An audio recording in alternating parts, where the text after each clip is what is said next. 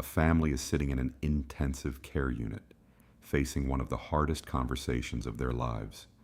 The doctors explain that treatment can no longer bring their loved one back. Then organ donation is mentioned. At that moment, one question rises above every medical detail.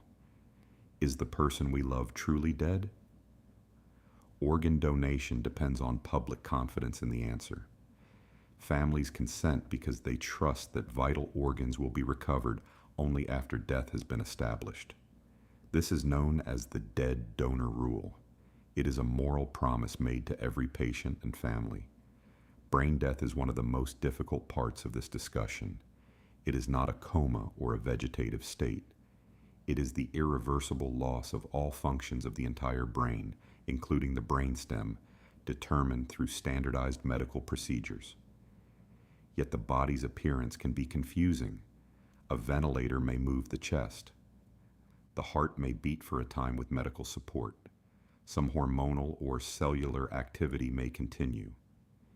These processes do not, by themselves, show that the body remains a self-directed living whole. The important question is whether the organism can still act as one integrated living being. When all brain function has been permanently lost, including the capacity to breathe independently, that organizing unity has ended. This is why diagnosis matters as much as definition. The required conditions must be confirmed, the examination completed, and every finding documented. If uncertainty remains, additional testing should be used. Trust survives only when the criteria are applied faithfully and transparently. A second sensitive area is donation after circulatory death. After circulation stops, doctors observe a waiting period before organ preservation procedures begin. The ethical danger appears when irreversible shifts from circulation cannot return to we have decided not to restore it. These statements do not mean the same thing. The essay argues for a common minimum observation period of at least 5 minutes in controlled cases with continuous monitoring. Protocols differ among countries and institutions. The waiting period must follow the biological reality of death, not the timetable of organ recovery. Families need safeguards they can see.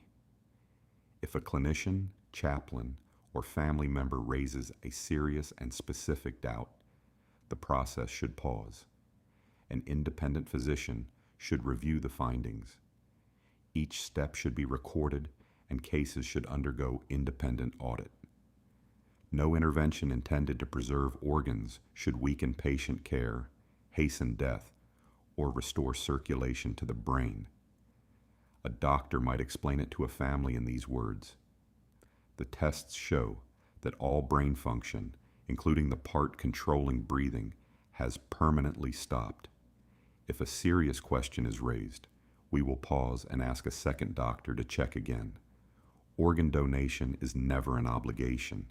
It can take place only after death has been established. Organ donation is one of medicine's greatest expressions of human solidarity. Surgical skill alone cannot sustain it. The foundation is trust that the boundary of death will never be moved for usefulness or speed.